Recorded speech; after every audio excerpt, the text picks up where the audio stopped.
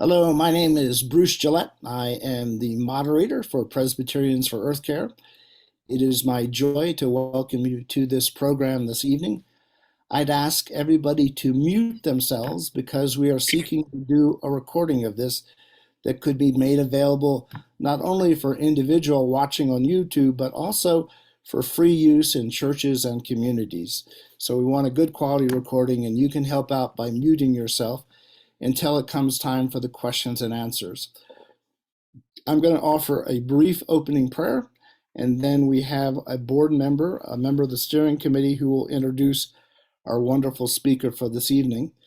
Then I will come back and briefly share with you an overture on plastics pollution, and then we will open it up for questions and answers and comments. At approximately 8:30 East Coast time, an hour from now, we will stop the recording, but you're welcome to stick around and ask questions or make comments into the evening.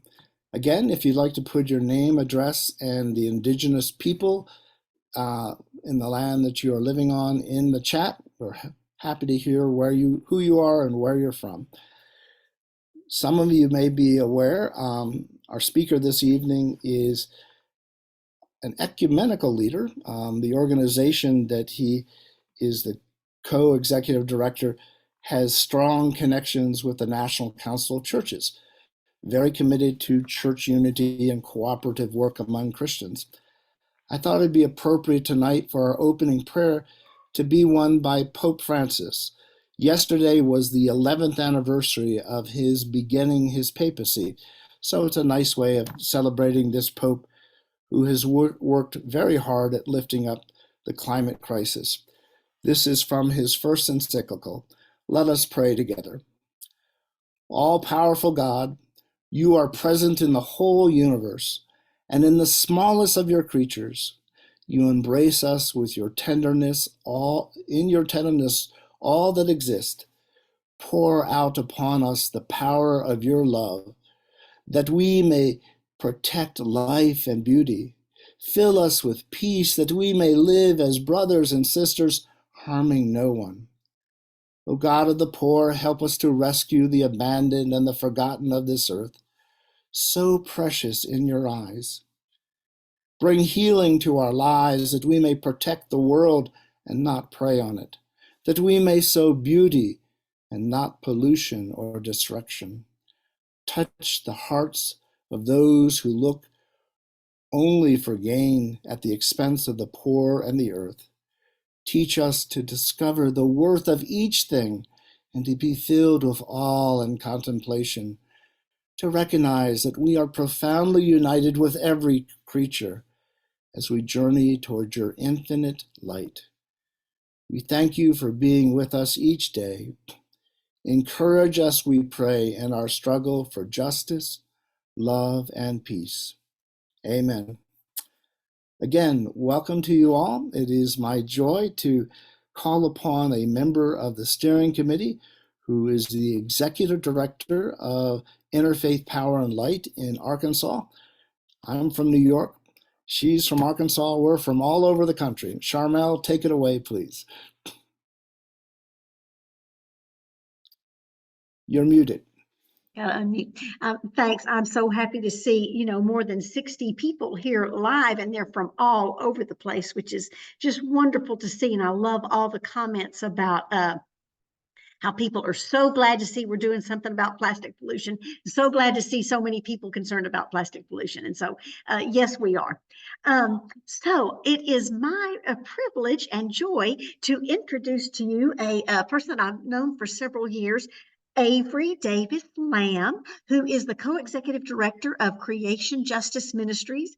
And he has a background in ecological research and faith-based environmental organizing. So he's a scientist and a preacher. So there we have it. He previously worked with Interfaith Power and Light at the national level and also with Sojourners.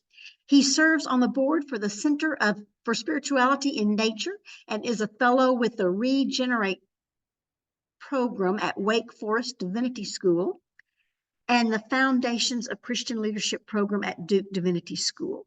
He received a Presbyterian for Earth Care Award, the Emerging Earth Care Leader Award in 2021. So he's definitely one of us, and we're glad to have him among us. He earned a degree at Pepperdine and then 2 master's degree, one at Duke University and one at Duke Divinity School. So his research focuses on the role of religious communities in building climate resilience and adaptation, with an emphasis on the virtue of climate hospitality.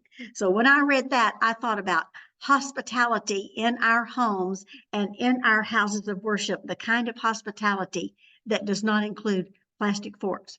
So there we have it. So thank you so much, Avery. We're just glad to have you with us. Thanks. Thank you, Charmel. Thank you. Thanks for that introduction. And it's a real delight to be back with you all. Yeah. Feel deeply connected with this group. Grateful to have received that award in 2021. The PCUSA has been a member of Creation Justice Ministries for as long as we've been around. So our roots run deep, and I'm excited to be with you all tonight to share a little bit about Plastic Jesus. So I'm going to get us started here, and I'm going to share some slides that will be available. I'll make sure to send these to Mindy afterwards. I'll make them available for you all to use. I can also empathize a little bit with Bruce. Bruce, I'm also recovering from some sickness, so I may need to go on mute to cough at some point during the program. So just a heads up about that. So as Bruce said in his introduction, Creation Justice Ministries is an ecumenical organization. Our roots are in the National Council of Churches, and we have 39 denominations who are members of Creation Justice Ministries. Every year for the last 15, maybe 20 years, our flagship resource that we have released is our Earth Day Sunday resource. And the idea behind this is not just to have a resource to be used on Earth Day Sunday only, but to see Earth Day Sunday as an opportunity to kickstart something at your congregation, to get a conversation going that you can continue throughout the year, rather than just to check a box of doing the Earth Day sermon. So every year is a different theme. And this year, our theme, as you might have guessed by now, is Plastic Jesus. It's all around why should we care about plastics? And our central question here is, plastics are everywhere in our culture. It's truly, I find it impossible to imagine what our world might be like without plastics. Perhaps it's a good thought exercise, but we don't find plastic in the Bible, which may be obvious, but it also means, what does the Bible have to say about the plastic crisis that we are in? How can we think theologically about the plastics crisis? And then how can we take some action in our congregations to address what has really become an epidemic of plastic pollution? So what I'm going to do is I'm going to share a little bit of background about the plastics crisis, some history of plastic, some emphasis on the effect that plastic has on our waterways in particular. And then I'm going to offer some ways of thinking theologically about plastic. And then finally, I'm going to end by sharing with you all some tools that you might be able to use from this resource as you think through doing plastics education in your congregation, either for Earth Day Sunday or for some time later on in the year. So let's start with a little bit of history about plastics. So plastics were first produced in 1907. It was called Bakelite because the person who founded it, his last name was Baker, and so it was named after him. But it wasn't really produced on a global scale until the 1950s, when there was a real push from the plastics industry to make it ubiquitous in households around the United States. So around then you started seeing the plastic show up, especially in the kitchen, but just kind of built into all our everyday appliances. They're also obviously ubiquitous in our churches, in our communion cups, in our nativity scenes, in our Easter eggs. An interesting statistic here is that Blyer Industry was once the only American manufacturer of plastic Easter eggs. And at its height in the early 2000s, it was producing 250 million plastic eggs a year. And that was before we started buying plastics eggs from China, where we can buy them for much cheaper. So that's just kind of the scale of the crisis that we're thinking about, and that's only for one holiday. That's only for Easter. So you can see the plastics crisis has exponentially increased. So there's been a nearly 230-fold increase from the 1950s when it started being produced on a global scale until now to 460 million tons. So just some of the general dangers about plastics pollution. Plastic does not biodegrade. I'll share more about it later, but it doesn't break down naturally. So it will bioaccumulate in habitats. The big plastics can be dangerous to creatures and also small plastics. It interrupts natural processes because of the chemicals disrupting with natural ecological processes. We should also, there's many reasons why people who care about climate change should care about plastics, but it reduces the ability of ecosystems to be resilient. And then all of these have downstream effects of affecting people's livelihoods, disrupting food production capabilities, and in general being harmful to social well-being. Plastics particularly have a negative impact on waterways. So that means that there are, of course, ecological impacts, which I'll get into in just a moment, but it also means there are economic impacts. Plastics pollution disrupts commercial and recreational fishing. When fishers are out pulling in plastic bottles instead of fish, that's a real problem for their livelihoods, right? And for food stocks that we have. And then, as you all probably know, often big ocean wildlife, big predators can mistake plastic waste for prey. They can eat plastic, which leads to infections, affects their ability to swim, and often will lead even to death. So how much plastic is actually getting into the ocean? Well, as I said, the global plastic pollution is around 270 million metric tons a year, and 275 million metric tons of plastic waste. So we can look down here a little bit further. There's about 31.9 million metric tons of plastic waste on the coast, which is not well managed. And what that means is that it can leach into the groundwater, which then leaches into the ocean. It affects our water sources, but it can also end up in the ocean. And then from that mismanaged plastic waste, there's runoff, of course, when it rains and plastic flows down the waterways. There's 8 million metric tons of plastic waste that goes into the ocean. So, I find this chart helpful for two reasons. One, because it highlights just how much plastic waste is going into the ocean, which is a significant proportion of it. But also a few mitigation options, right? That the theme of my talk that I want you to get is the best mitigation option that we can do is to turn off the tap of plastic production. So of course, a mitigation option is to just reduce the amount of plastics that are being produced. That also means reducing the amount of plastics that are going into the waste stream.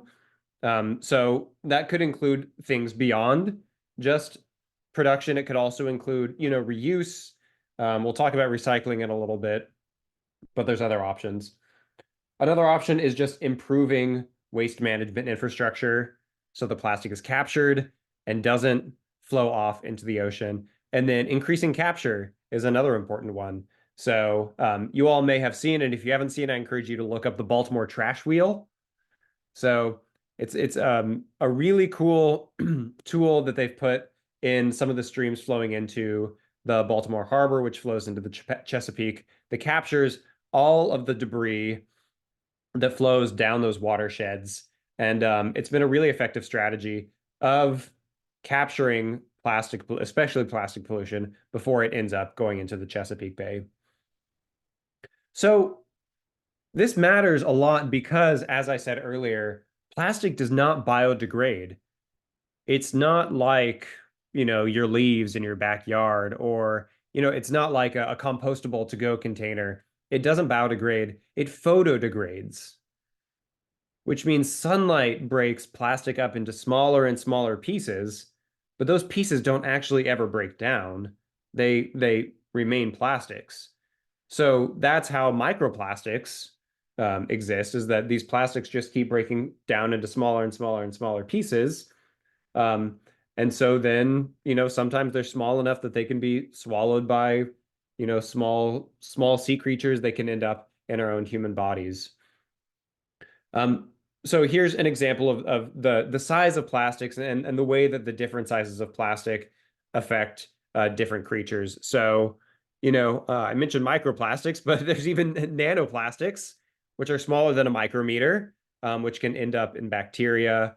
Of course, microplastics that can be eaten by small fish and even plankton end up in our filter feeders, which do that really important work of filtering the waters, the oysters and such. The mesoplastics you can see in the gut of the bird there. And then the macroplastics, which we've all seen the photos of the turtles with the soda things around their neck or the straws inside of them, which end up in our marine mammals. These bioaccumulate, which means at every level of the food chain as it goes up, the amount of plastics increase, so that eventually they get to the top predators, which are maybe an orca whale or maybe us eating fish, and those plastics end up inside of us. So what that means is that every week we end up eating roughly a credit card worth of microplastics, which is a real human health crisis. Those microplastics can cause cancer. They can cause fertility issues. They have, really negative health impacts, especially on already vulnerable populations, pregnant people, infants, elderly people. And these effects, like many of the effects that we see in our environmental crisis, are felt disproportionately by people of color and low-income communities.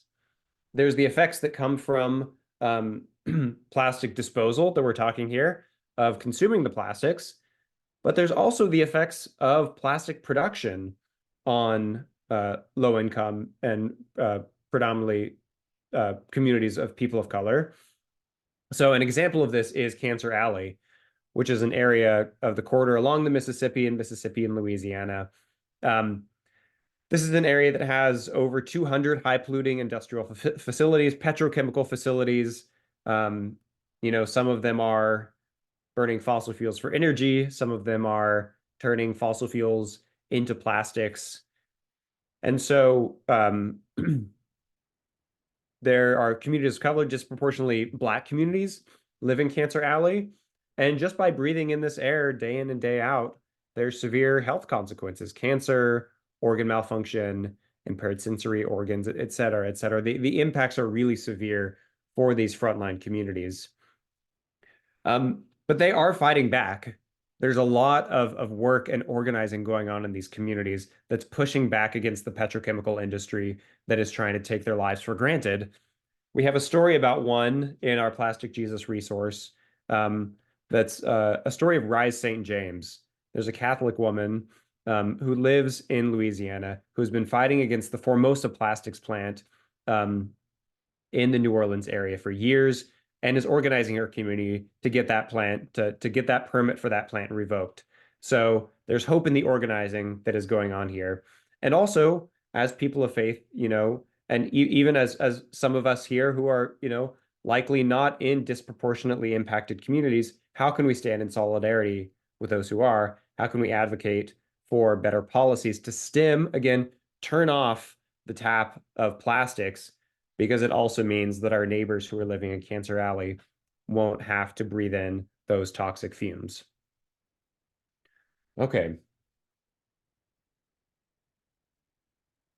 So let's talk about recycling. So plastics take 20 to 500 years to break down. They don't actually ever decompose. I probably shouldn't have used that language here, but to break down. And as you all may have seen recently, there's been a lot of research and some reports coming out that have demonstrated that recycling is actually really ineffective, that under 14% of plastic packaging is ever recycled. Part of that is it's difficult to recycle different plastics together. since they melt differently at different temperatures. It's also expensive. But the number one reason why plastics doesn't work, or why recycling doesn't work, is because recycling was posited as a solution for the trillion-dollar industry behind plastics. That in order to keep producing plastics, the plastic industry essentially sold recycling to us as a solution so that they could keep producing and could say, well, we're recycling it on the back end, even though all along they actually knew that that wasn't a solution. And I'll share more about that. So I was doing a little research for this, and I Googled recycling, or maybe like recycling articles. I wanted to find some recent reports about that. And this is literally a screenshot from my Google search about recycling. And I want you all to look at this and then respond in the chat after looking at this. Who do you think is the world's single largest producer of single-use plastic waste?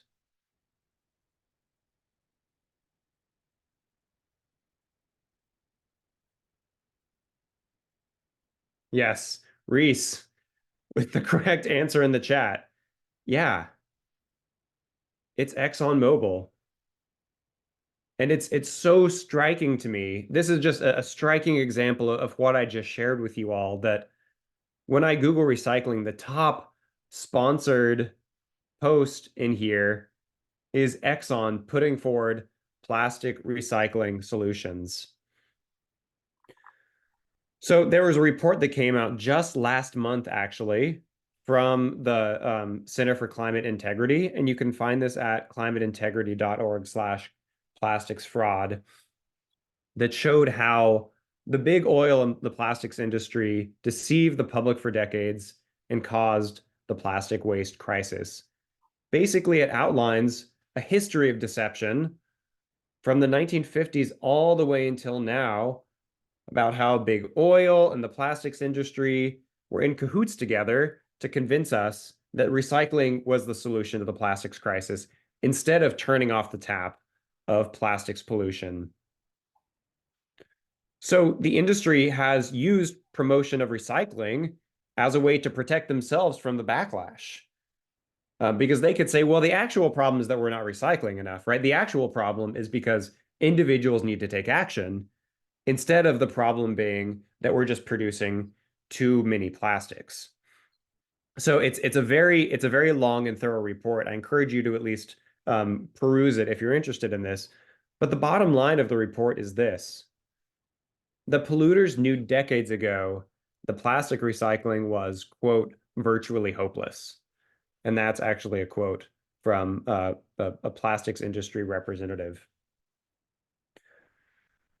Part of the connection that I want to make with you all here, and that we make in the Plastic Jesus resource as well, is the intimate connection between the plastics crisis and big oil. Plastics are made from petroleum products. They're made from oil. This report talks about how big oil has been behind recycling as a false solution. ExxonMobil, who we often think as, you know, an oil producer, is the #1 producer of plastics in the world right now. And big oil is staking their future on plastics production. They have read the tea leaves of renewable energy and a transition into a zero carbon economy, and are building their business plans around turning their reserves of oil into plastics instead of turning them into energy. Right? So for those of us who have been engaged in the climate fight for a long time, this means that our energy needs to continue to be against these big oil companies, that we need to hold them accountable, just in the same ways that Exxon deceived the public about climate change for the last 5 decades. They've also deceived us about recycling for the last 5 decades and convinced us that all of these solutions are individual solutions instead of solutions that need to be legislative and need to hold the corporate polluters accountable. So what does all this mean for the church? Well, we're going to spend a little bit of time now thinking theologically about plastic. And we'll get to action. I know you all are probably antsy about getting to actions as well. We'll get to actions. But we're church people, right? So let's start by thinking about this theologically a little bit. Thinking theologically about plastics. Well, let's first talk about sin. And I don't know about your communities, but some of my communities get a little bit uncomfortable when we talk about sin. But I actually think that plastics provide a really interesting opportunity to understand sin on both an individual and a systemic level, and to kind of understand the interplay between individual sin and systemic sin. Because so often we think about sin as the individual acts of harm that are committed between individuals, one-on-one with each other. And it's true, there's definitely ways that we can harm each other and we commit sin relationally. But sin is also the harm that communities and societies and economies do to other communities and other societies, and harm that is produced within an economy or because of an economy and affects the vulnerable among us, affects the ecosystems around us. All of those effects have to be included in our understanding of sin, in our understanding of community. So when we think about plastic, yes, there's an element of plastics where we need to think about our own plastic consumption. What are the ways that we are feeding into the system, or what are the ways that we are opting out of the system? Going zero waste is a really important practice because it shapes the way that we operate in the world, right? It shows that we can operate counterculturally to the world that is plastic obsessed. It cultivates a kind of appreciation for the gifts of the world that are not made of plastic, right? And it can create some cultural change that can shift us away from plastic pollution. And at the same time, we swim in the water of plastic pollution. And that the reason we're in such a plastic obsessed culture is because we were fed that narrative by the plastics industry. And we were told for almost 50 years that recycling is the way, right? And that's the systemic sin, that we have our individual sin and then the systemic sin, right? And we need to call both to account. So part two of thinking theologically about plastic is thinking about the sin of idolatry. We often, we idolize plastic in our culture, and what I mean by that is that we see plastic as, or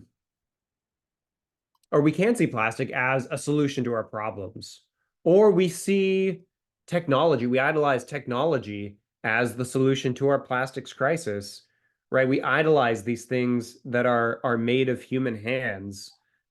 These things that we can create that will surely get us out of this problem, instead of looking inward to ourselves and looking to our economies and the ways that we have structured our society and making the change there. Wendell Berry, as he often is very helpful here. This is from his essay, Christianity and the Survival of Creation. And his definition of idolatry is that it reduces to worship something made with human hands. We worship something confined within the terms of human work and human comprehension. Right? That instead of looking towards that which we may not be able to wrap our heads around, a solution that maybe is not currently in front of us. Like I said earlier, I can't imagine a world without plastics. And yet I can hope in a world without plastics, and I can work in that direction, and I can worship a God who I believe wants a world without plastics. So the third way that I want us to think theologically about plastics is limits, is understanding that there are natural limitations, God-given limitations in our world that we ought to observe. And I'd like to turn to Paul here in Philippians 4. Paul writes, "For I have learned to be content with whatever I have. I know what it is to have little, and I know what it is to have plenty. In any and all circumstances, I have learned the secret of being well fed and of going hungry, of having plenty and of being in need. I can do all things through him who strengthens me. Right? That's a verse that I memorized growing up. The last one, at least, I can do all things through him, through God who strengthens me. And yet what Paul is writing about here is limits, that we are strengthened when we recognize that contentment is good. That, as Paul has written in other places, not everything that is permissible is beneficial, right? Just because we can do it doesn't mean we should do it, I think might be the modern way of saying what Paul is saying here. So this is sort of a superhuman skill that I think Paul has developed, that he's sharing with us here, that through all of the trials and tribulations and the sufferings that Paul has gone through, that he's learning to be content, to have plenty. And I think that's something that we could learn in our own lives, practice contentment, get away from the idolatry and the accumulation of stuff, and be content with what we have, and certainly be content in our lives without plastics, and particularly without single-use plastics, because that's good news. It's good news for our communities. It's good news for creation. And at the end of the day, it's going to be good news for us and for our own spiritual journeys. So I'm going to transition now again and share a little bit about the prayer and worship resources that you can find in the Plastic Jesus resource. And I don't know that I mentioned this earlier, but this is available at creationjustice.org/plasticjesus. That's our landing page. And I'll put it down in the chat here for everyone. But there's a landing page there with a lot of interesting resources. And then that links to this downloadable resource for free for you all. But there's prayer and worship resources within here. The first resources in here are sermon starters. And, if the theological introductions earlier weren't enough, there's more here, a little bit for you, but these are a little bit more scripturally grounded. These are helpful little nuggets of scriptural wisdom that you can use in a sermon or in a Bible study to talk about plastics in a scriptural and a theological register. So a few of the ones that we have here are the new golden calf. So thinking about plastics and the story of the golden calf, the way that, when we look to the Hebrew Bible, it's all about warnings against worshiping things made with human hands, right? About idolatry. So the next one is Psalm 23. So this is actually the lectionary text for April 21st, when we encourage people to celebrate Earth Day Sunday. So the Lord is my shepherd, I shall not want, right? What would it mean to read Psalm 23 in a time of plastic pollution if we are led beside still waters and those waters are filled with microplastics? What questions does that bring up for us? And then the story of the Tower of Babel, of pushing our limits, again, back to the limits from earlier, that are we making ourselves a tower of plastics and trying to save ourselves instead of looking to the real solutions? Other prayer and worship resources that we offer in here, a number of prayers, call to worship, call and response prayers of the people. It is an ecumenical resource as well, so we're glad to include a prayer from our Orthodox siblings in here. Some of these are original ones that we created, and some of them are adapted from other existing resources. And then we're delighted for the first time to have created 3 original songs as a part of this. So one called Plastic Jesus, another Creation is Waiting for Us, and then Fall in Love with the Earth. Obviously, we had no way to include these in the downloadable resource, but they are on that webpage that I shared earlier. And these are totally free. We have sheet music, we have music for you to use in your congregation. There's no need to license them in any way. Okay. And then actions, right? What steps can you/we as a community take to reduce plastic waste, take to address the problems of plastic production? I want to share this graphic from an academic article, because I think it's helpful to look at these different ways of addressing plastic pollution at different levels. And I share this because everyone can do something about plastic pollution, right? Whether you're an individual, whether you're a community, whether you are super engaged in advocacy or you're not. I know there are some scientists on the calls. Obviously, if you're engaged in research, there's plenty to do here, right? There are many levels at which we can engage in plastic mitigation.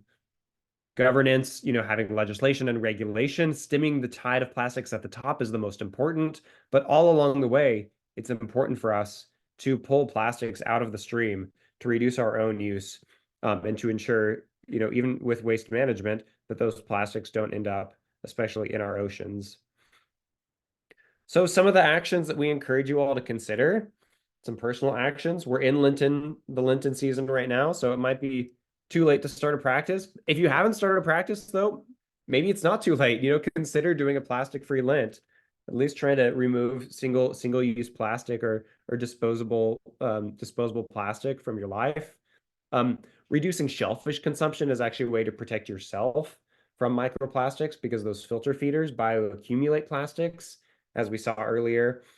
And then just be curious about your personal plastic use. Maybe, have a plastic journal and just take a note. Do sort of a plastics examine. How much are you using plastics in your life?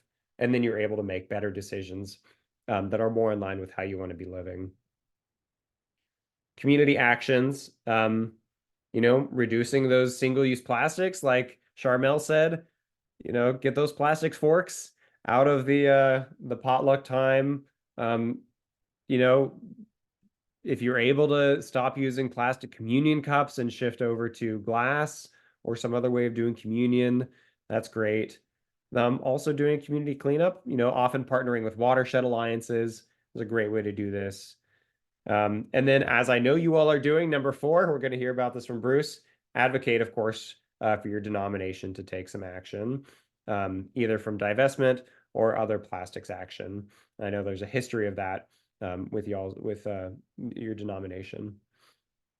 And then, of course, advocacy. Advocacy is so important because at the end of the day, we need to turn off the tap of plastics.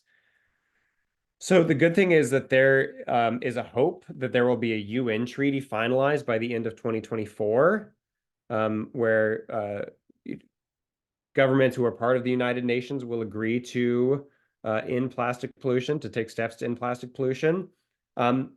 Again, the danger here is that the oil and gas industry is pushing recycling and waste management as solutions to be included in this treaty, rather than reducing how much new plastic gets made in the first place.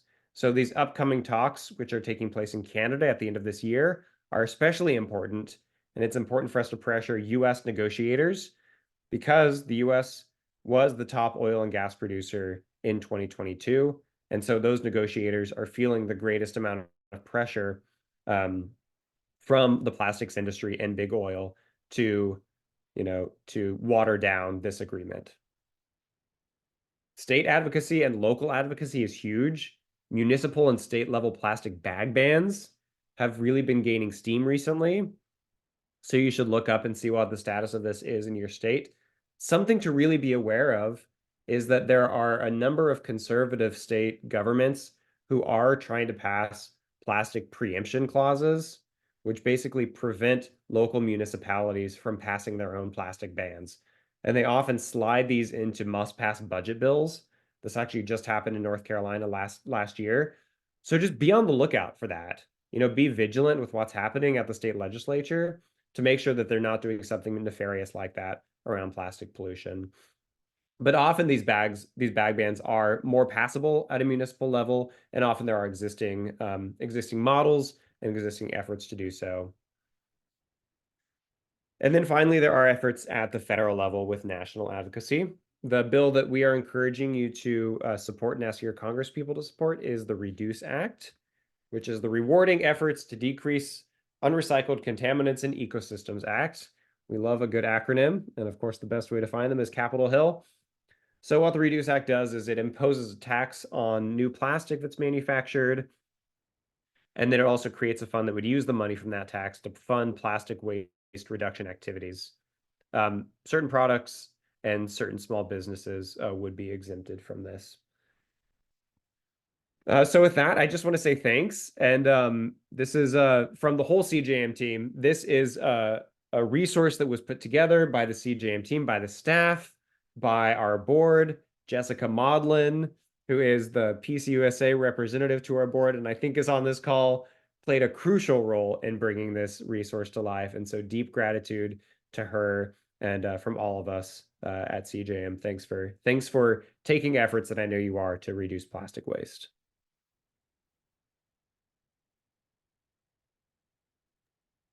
Thanks so much, Avery. I did take some notes on some of the questions that we'll start off with in a little bit, but I think first Bruce is going to talk to us a little bit about the overture that the Presbyterian Church is considering.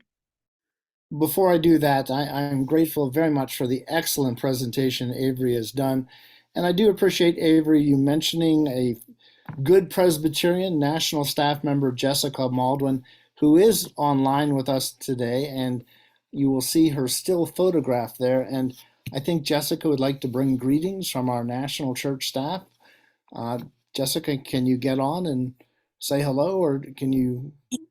Yeah, I am here. I want to thank Avery so much for his terrific presentation.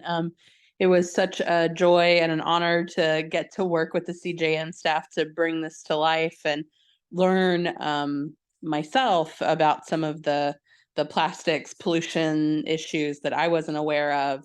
So I was really grateful that CJM decided to take this on as a theme, and felt really excited then to see alongside this happening that PEC has also chosen to bring an overture to General Assembly.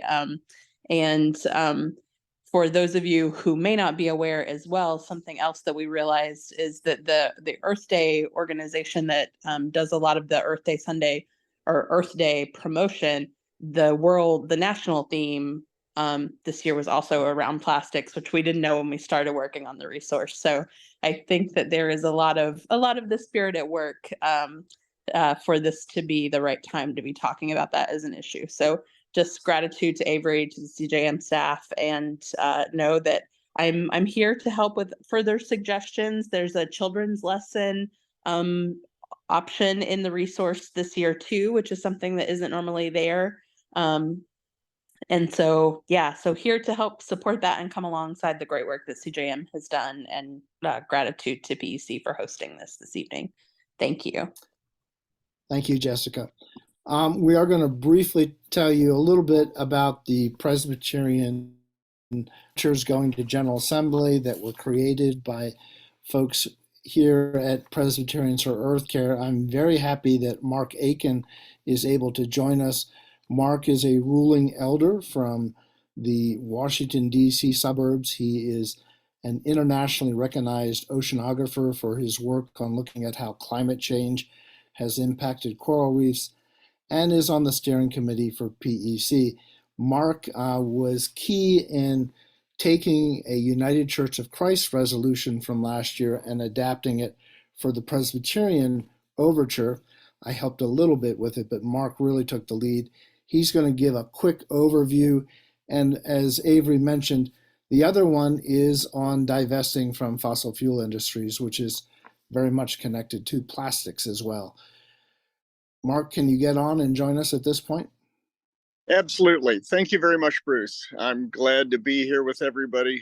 And it's really great to be able to support this overture, to put the work in getting this before our General Assembly coming up this July, June-July timeframe, because it is something that was passed by our sisters and brothers in the United Church of Christ last year at their General Synod. And so this is a real act of solidarity to be working together with them.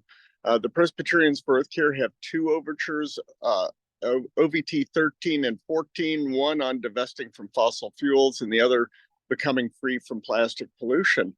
This one on plastic pollution is not a mandate. There's nothing that's required of people to do, but there are a lot of things that we really all should be doing. Moving away from single-use plastics is the biggest one. working to educate our congregations, working to educate our mid-councils, and working to make some of the changes. Some of the things like Avery was talking about, moving away from disposable ware, or at least going to paper as much as you can instead of plastic, and doing everything we can as well to advocate for actions at state and federal levels. So there's a whole lot in there. It's a well-packed overture, and I see that Bruce has just put a link to it in the chat, so that's great. I really encourage all of you to read this, to look at it, to reach out to your commissioners in your presbyteries, the commissioners that are going to General Assembly, and tell them that they should be supporting both this plastic overture as well as the one for divesting from fossil fuels. But anyway, thank you very much for this great presentation, Avery. It's always good to see you, Avery, and I, and my wife June, who's also watching and is over with the dog right now, know each other from various EC circles, and it's great to see this work continuing. CJM puts out some great materials. Thanks a lot, Bruce. Thank you, Mark. I did put in links to the plastics overture and also to a section on the PEC website that gives a lot of different information, including the fact that we now have 4 presbyteries supporting this overture going to the General Assembly. And we hope some more will. And as Mark mentioned, we really would appreciate your commissioners' names and contact information if they are supportive. We want to organize the efforts going to the General Assembly. Enough on that for now. Let's go back to Avery and all of you. And at this point, we would welcome your asking questions or making comments. The best way to do this with so many people here is for you to go to the bottom of your screen where there is reaction and raise your hand. Do the little icon that raises your hand. That brings it up to the top of the screen, and Charmel can then easily see who's got a question or comment and call on them. That's a lot easier than her bouncing around over 70 people's little icons online here. So take it away, Charmel, and whoever has a question. Can I start with some that were entered in the Sure. chat during the presentation? And have we stopped recording, Mindy? No, we're going to record for a little while. We'll just We're gonna stop. record for a little while? Okay. Till All right. 8:30. So one person in the chat asked if there are any alternatives that we know of at a reasonable cost instead of plastics that are made from petroleum. Any word on that? Yeah. There's an alternative to almost every single plastic product. And so, pretty much any paper alternative, any aluminum alternative, or any glass alternative to plastic is going to be much, much better. Those materials are actually much easier to recycle, and they do biodegrade in the way that plastic does not. So a lot of people are doing good work to make alternatives out of those things. So pretty much whatever the product is, and I saw someone asked about Easter eggs. I know there are paper Easter eggs you can find, that will break down. Of course, they're all single use. So, there's always more work to be done, but certainly better than plastics. What about some of the plant-based alternatives to plastics? Are those, do they work, and are they affordable?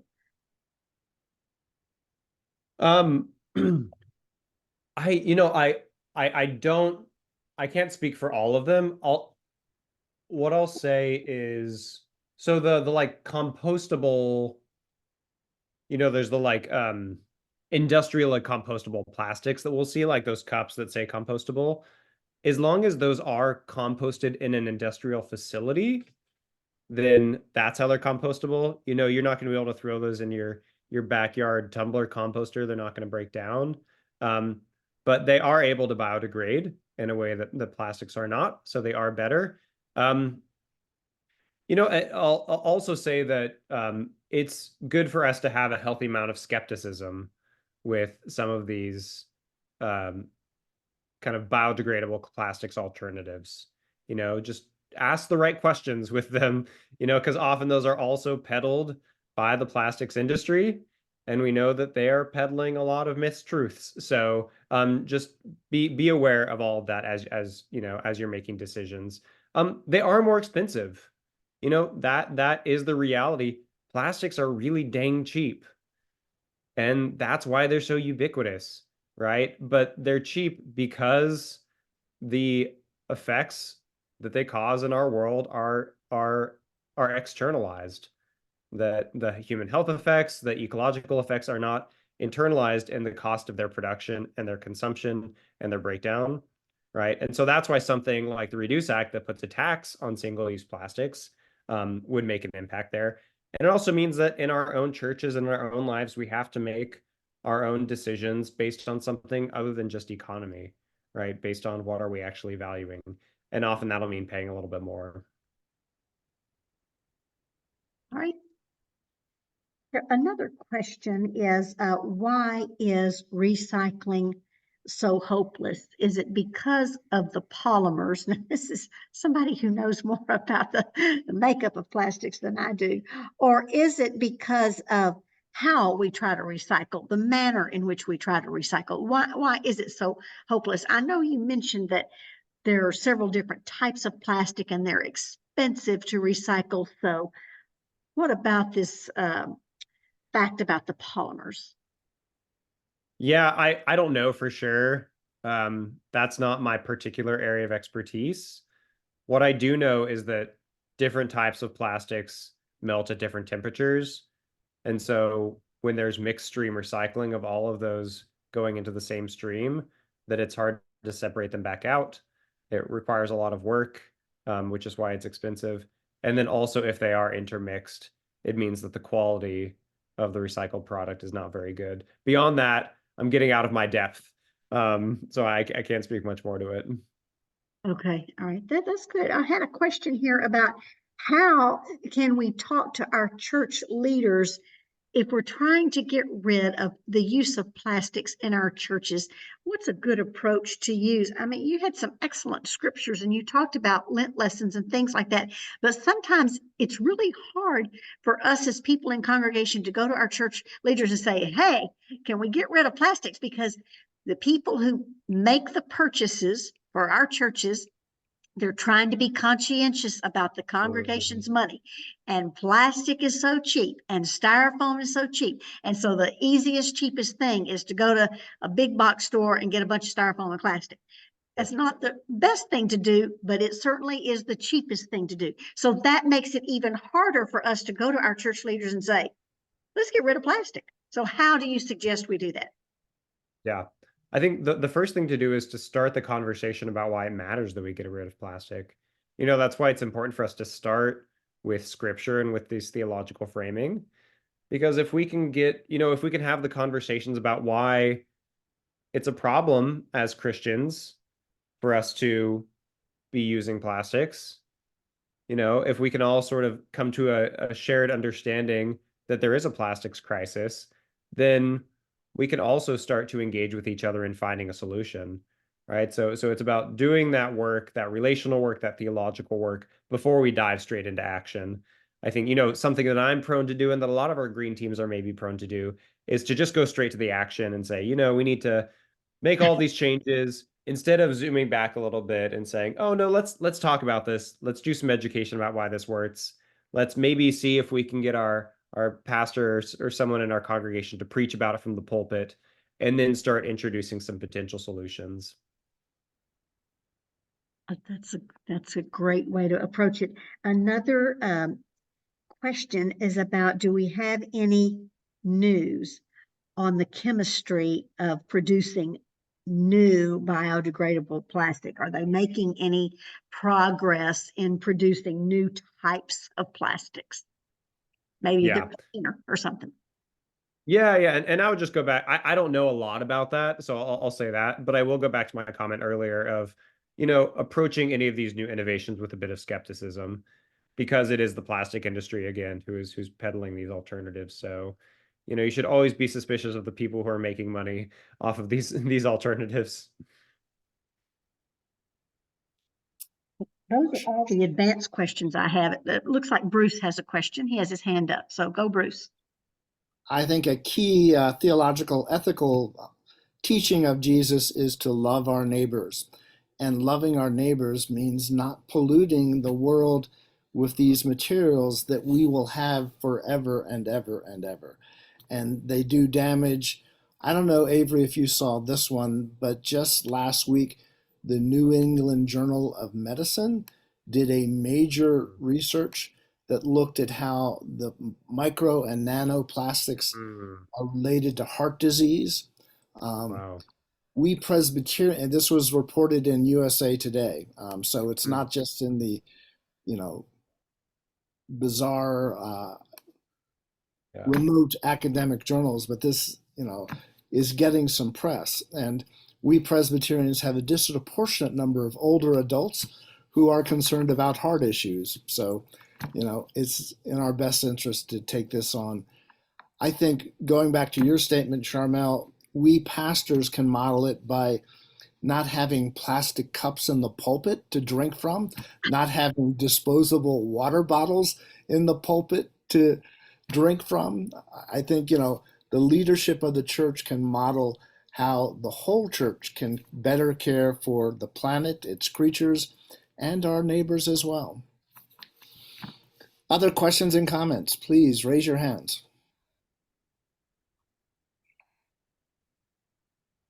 It looks like Ms. Shanklin has a question. So go ahead, Ms. Shanklin. Yes, I'm trying to, well, a couple of things. It's actually not a question, but what we have done, this is a small part of what we've done as deacons at Wake Forest Presbyterian Church. And we realized that one way to campaign about all of these plastics and all that was we decided we will not order any of those things. We are the ones who order for dinners and all of that stuff. We don't have any more plastic tablecloths as we used to, and we used to carry bundles of them and throw in the garbage. We don't have, but we have to encourage the deacons to take a few home and put it in your laundry and come back. It's the cloth tablecloth that we have. And the other thing that I was just thinking was, how can we present imaginally and then something that will get the message through when we say cheap? It's cheap now, but what is the hidden cost of the alternative? If we could show them, yes, it is fine, it's cheap right now, but the cost even of not recycling or taking them to other parts of the world for recycling, and they all come back to us because they don't really do that. And the cost of that is massive. But I don't know. This is one way. If we do cost, because that's where people language is, how much it costs. So we have to identify what it is really. What is the real cost and what is the benefit of alternatives.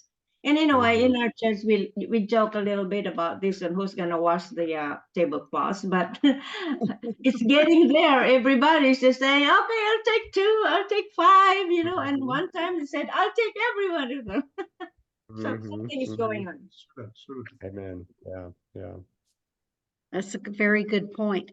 We have a couple of other people with their hands raised here. First, we're going to go to Jane Fritz. Jane, do you have a question or a comment? Yes, thank you. I'm a member of the Earth Care team with our First Presbyterian Church in Sandpoint, Idaho, in the northern part of the state, in the Northwest. And I'm happy to say our church has pretty much eliminated plastic. We had, fortunately, silverware that is really metal silverware, and dishes and glassware and cups. All of those things are washable. So our fellowship after church is is we take a team effort to handle all that, and cloth napkins, which have to be laundered. Our tablecloths are pretty sturdy plastic ones, so they just get wiped down and reused Sunday to Sunday. But I wanted to just mention, so I think from a church standpoint, we're in pretty good shape. But as an activist myself, and I'm an environmental writer and podcaster, whenever I go to any social activity, non-church oriented social activity, and I'm served plastic utensils or plates, often I'll go with my own bamboo or paper plates that are sturdy from recycled paper, but also I go home with those utensils. And I know I get weird looks that I don't put them in the trash, but I have quite a collection. And I've shared them at events, cleaned them and washed them and reused them as many times as possible. And, and I don't think people think beyond their own sort of environment. How can that example be spread? The other thing that I do is, when I go shopping at my natural food store and I buy mainly things in bulk, there are plastic bags, right, that they provide. Well, believe it or not, at 73, I have never bought a box of plastic bags in my life. I've always just reused them, washed them out, take them back in my bag. My cloth bag that I shop with is full of empty, clean plastic bags of various sizes. And so whenever I get my vegetables, et cetera, or bulk items, I just reuse everything until they're so poorly, I finally have to throw them out. But I also use, I have a friend here in our town who makes the beeswax wrap cloth, and I have been using those for years, and they are so you can buy them and they're expensive. She sells them at our farmers market, and they're so simple. I've re-beeswaxed them a couple times, and but I live very simply in a yurt, and I'm very cognizant of sustainability and have been for most of my adult life.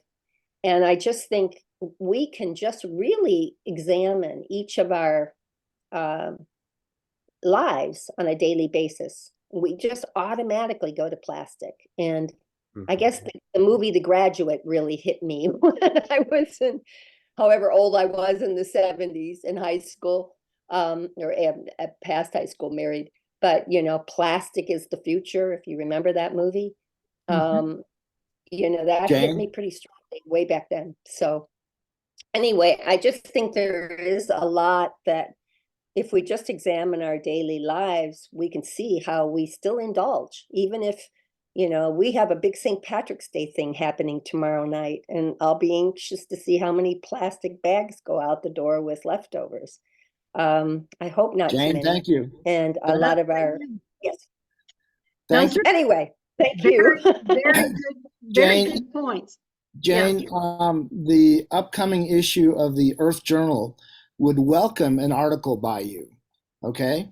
You send that to Mindy, and she can give you details in the chat on how to do that. But we do want to, we're having a special issue on it. What I want to do is have the program formally end so that we can then stop the recording. But I want all of you to stay, okay? So you can keep making contributions. Mindy has a couple of slides to share with you before Avery does a closing prayer. This is the next webinar we are offering, which is on Wednesday, April the 10th, again, starting time at 7:30.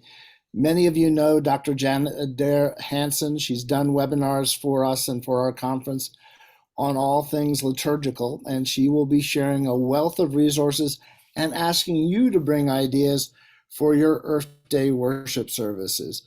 You've obviously got some excellent ones coming from Creation Justice Ministry with the songs and prayers and everything and you definitely want to download that free resource off their website. But come and join us on April 10th. Invite your pastor, music director, anybody involved in worship planning to come to that gathering on April the 10th. The other slide is a reminder that this is a free workshop, but we would welcome your donations to support the work of PEC. You can give online very easily through our secure website, and the vast majority of our funds comes from individual donations. So please make a contribution, and that would be much appreciated. Avery, I am very grateful to you and for Charmel for recruiting you for an excellent program. Why don't you close us with prayer? We'll stop the recording, and then we'll just keep interacting and talking and listening to one another. Wonderful. Thanks, everyone. It's been a delight to be here. So I'm going to do an adapted call to worship, and it's actually going to be our sending prayer here. So join me in prayer. We who too often lose our way, go from this place today to say, the earth is the Lord's and everything in it, the world and all who live in it. For God founded it on the seas and established it on the waters. And yet those same waters are polluted by the plastics we have made and discarded. We pause to ask ourselves again, what would it be like to see creation liberated and experiencing freedom and glory? Along with all creation, we wait for the glory of God to be revealed, and we commit to playing our part as the children of God. May we find liberation from our plastic addiction and healing for our land and water. Amen. Thank you. Thank you, Avery. It was a great way to end.